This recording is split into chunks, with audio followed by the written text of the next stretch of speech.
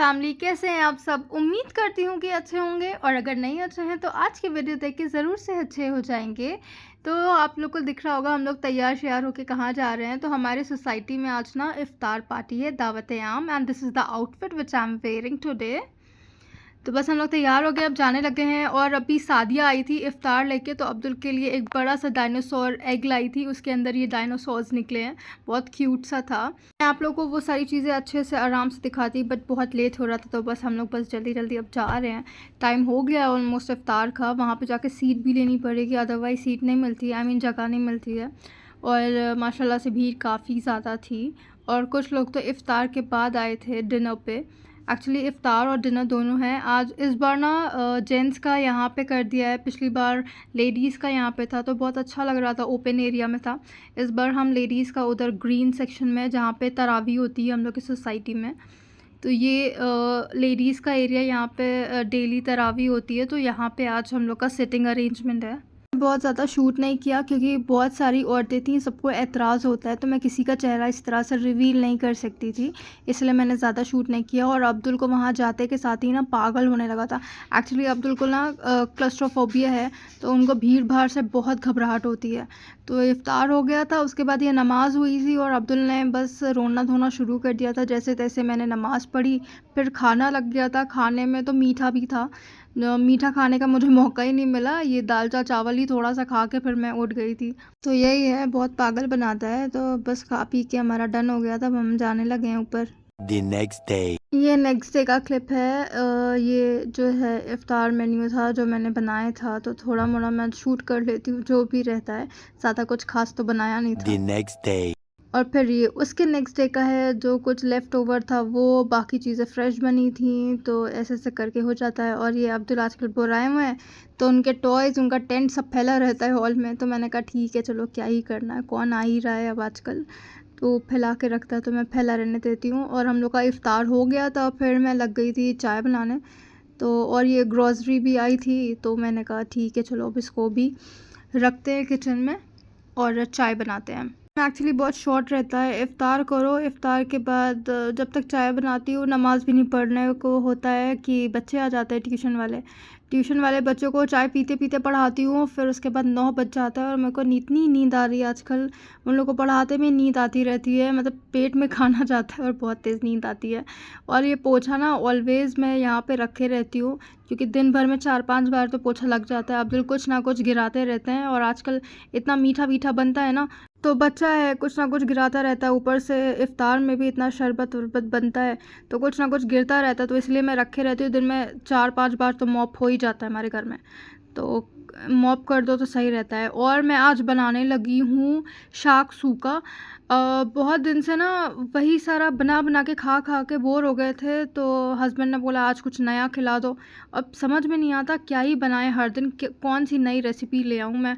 तो मैंने कहा कि चलो आज बनाती हूँ शाक सूखा। नाम से ही आप लोगों को लग रहा होगा शाक सूखा क्या है। तो शाक सूखा जो है वो मिडिल ईस्टर्न डिश है, I mean West African dish है। वहाँ अफ्रीका में एज अ ब्रेकफास्ट ये बहुत इंजॉय की जाती है, तो मैं इसको बनाने लगी हूँ। एक्चुअली इस डिश को ऑलिव ऑयल में बनाया जाता है, बट आप कोई भी अपनी मनपसंद का ऑयल ले सकते हैं, आप घी भी ले सकते हैं। मेरे पास बटर रखा हुआ था बहुत सारा, तो इसलिए मैंने इसको बटर में कुक किया है। आपने इसमें बटर डालना है, फिर इसमें थोड़े से गार्लिक डालना है। एक्चुअली मैं अपनी ऑलमोस्ट हरी चीज़ों में गार्लिक डालती हूँ, मेरे को बहुत अच्छा लगता है इसका फ्लेवर, टेक्स्चर। सो या आप गार्लिक डालेंगे। उसके बाद मैंने इसके अंदर कुछ वेजीज़ डाली हुई हैं। वेजीज़ को मैंने बहुत अच्छे से फ़ाइन चॉप नहीं किया था, मैंने डाइसली चॉप किया था।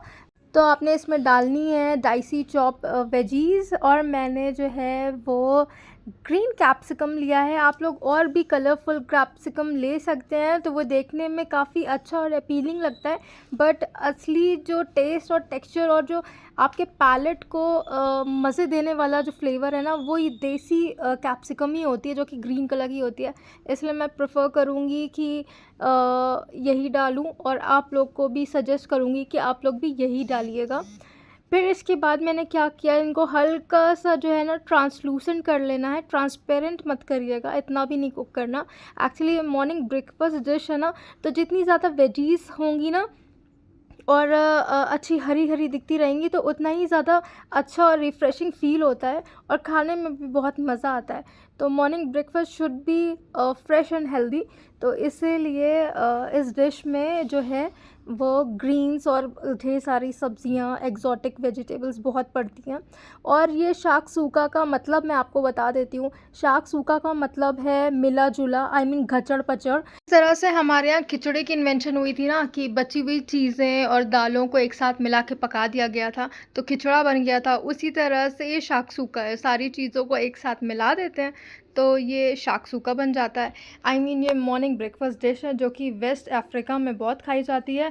मोरक्को और लीबिया जैसे एरियाज़ में उसमें ये लोग डालते हैं एग्स। और जब आप स्पेन साइड आते हैं तो स्पेन में ये लोग लैम्ब और मीट में पकाते हैं, तो कि बहुत मज़े का लगता है।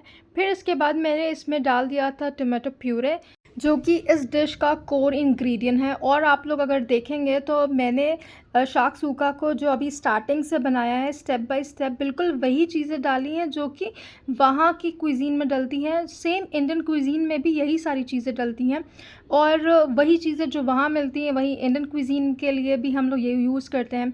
बट वहाँ पे जो है ना पेपरिका पाउडर डलता है उस डिश में, पर मैं यहाँ पे मेरे पास पेपरिका पाउडर नहीं था, तो मैं अपने देसी बेसिक मसाले डालूँगी। तो आप लोग भी अपने अपने फ्लेवर के, अपने मज़े के इंडियन मसालों को डाल के इसको बनाएं, बहुत मज़े का लगता है। मैंने green chilli actually tomato puree में ही पीस दी थी, तो मैं रेड चिली नहीं डालने वाली। उसके बाद आप पेपर डालिए, जो मर्ज़ी आए आपको, इसमें मसाले डालिए और खूब मसाले डालिए जम के, जितना आप खा सकते हो।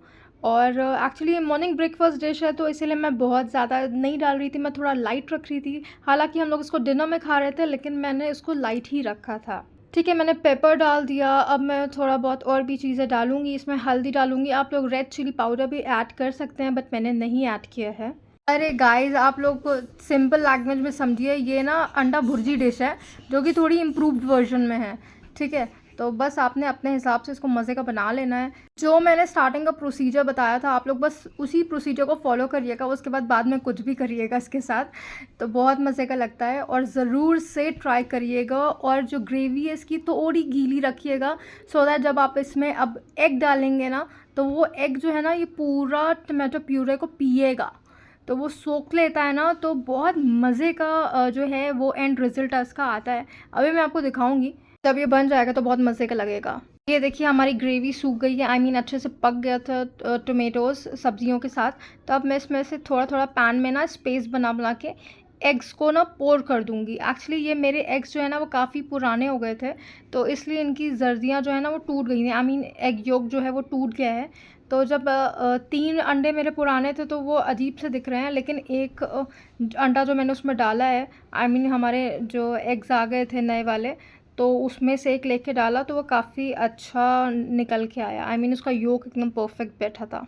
ठीक है जी, आपने फिर इस तरह से कर देना है। आप जितने चाहें उतने एग्स को सजा लीजिए इसके अंदर। मैंने 4 ही डाला है, 4 ही ये मोर देन सफिशिएंट था हम लोगों के लिए।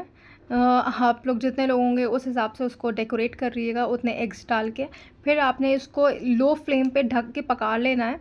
एग्स भी पक जाएंगे और वो ग्रेवी में आपकी मिल भी जाएंगे, और फिर मैं दिखाती हूँ एंड में वो कितना ब्यूटीफुल दिखता है। और मैं इस पे ना थोड़ी सी चीज़ भी डाल दूँगी, सो दैट जब वो पक जाएगी तो वो बहुत अच्छी सी दिखेगी। बहुत चीज़ी और यमी सा जो है हमारा ये बन के तैयार हो जाएगा शाक सूका। तो जी लीजिए, ख़त्म होता है हम लोगों का सब्र, और ये देखिए हमारा डिश बन के तैयार है। इतना ब्यूटीफुल अमेजिंग सा लग रहा था। मेरे को ना बहुत बुरा लग रहा था, अगर ये बाकी के 3 अंडे भी सही होते ना, आई मीन फ्रेश होते, तो ये बहुत प्यारे वाइट जो है बन के आते हैं, आई मीन निकल के आते हैं। तो या ओवरऑल डिश बहुत मज़े की, बहुत टेस्टी और बहुत हेल्दी थी। जैसा कि आप लोग देख सकते हैं, इतना मज़े का लग रहा था, खाने में भी उतना ही टेस्टी था। हस्बैंड को बहुत पसंद आया, हम लोग की तरफ से 10 on 10 है। आप लोग भी ज़रूर ट्राई करिएगा। इसी के साथ व्लॉग एंड करते हैं। खाते पीते रहिए, मस्त रहिए। तो बस आज के लिए इतना ही। अगर मेरा व्लॉग पसंद आया हो, मेरा एफर्ट पसंद आया हो, तो do like share comment to my YouTube channel which is Momo Mom. अपना ख्याल रखें, दुआ में याद रखें। मिलेंगे नेक्स्ट वीडियो में, तब तक के लिए अल्लाह हाफिज़।